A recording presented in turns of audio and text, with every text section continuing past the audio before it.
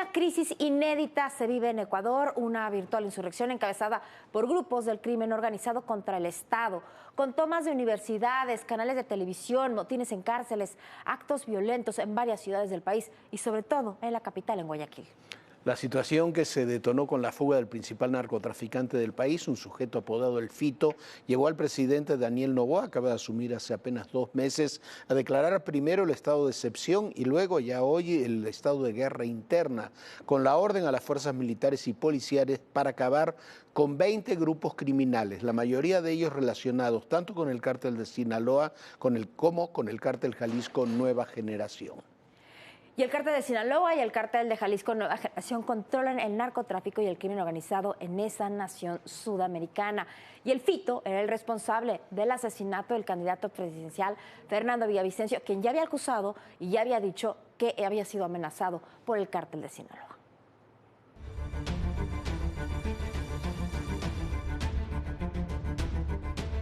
Ecuador vive una de las crisis más severas de seguridad en su historia.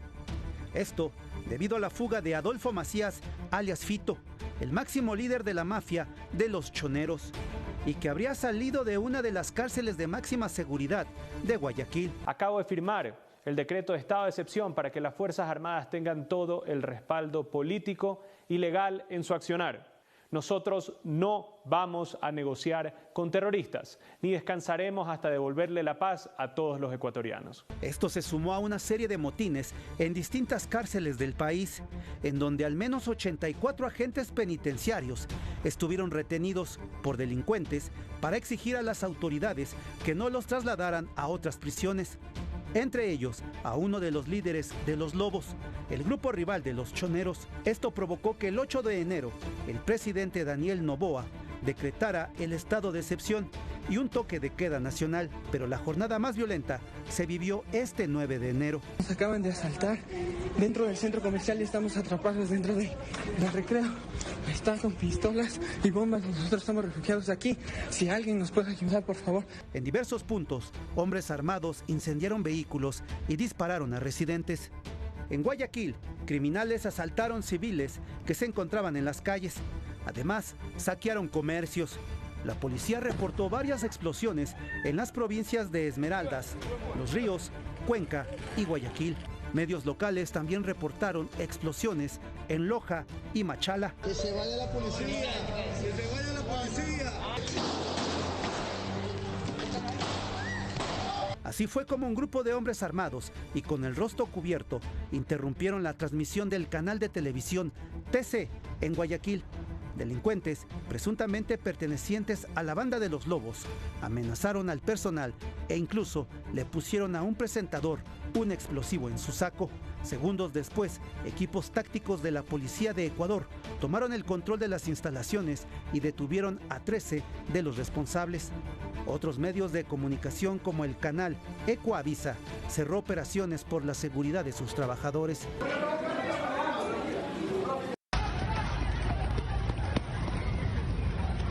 Pandilleros también tomaron las instalaciones de por lo menos 2 universidades, la de Guayaquil y la de Quevedo. Alumnos reportaron el secuestro de compañeros y profesores. Para evitar más situaciones similares, el Ministerio de Educación suspendió las clases presenciales e impuso el teletrabajo al personal que labora en el sistema educativo hasta el viernes. Por estos hechos, el presidente de Ecuador, Daniel Noboa, declaró la existencia de un conflicto armado interno en esa nación. Además, identificó al menos a 22 grupos del crimen organizado transnacional como organizaciones terroristas y ordenó a las Fuerzas Armadas ejecutar operaciones militares para neutralizar a estas organizaciones. La Asamblea Nacional también acordó conceder indultos y amnistía a todo policía y militar que combata al crimen organizado. La situación actual exige colaboración y cohesión. Estamos comprometidos en abordar este desafío con responsabilidad y de manera conjunta. Expresamos nuestro respaldo a las Fuerzas Armadas, Policía Nacional y todos los funcionarios. Noboa, ex legislador e hijo de uno de los hombres más ricos del país, asumió el cargo en noviembre con la promesa de arreglar la economía y detener una ola de violencia en las calles y en las prisiones que ha estado creciendo en los últimos años, en donde los principales protagonistas son los grupos criminales, los choneros y los lobos. Los primeros surgieron hace 25 años y suma al menos 12,000 miembros, según un estudio de Inside Crime, pero en los últimos años habría perdido hegemonía frente a sus rivales.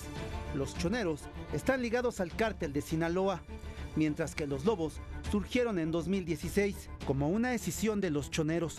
Poco a poco comenzaron a tener cierta importancia en el país.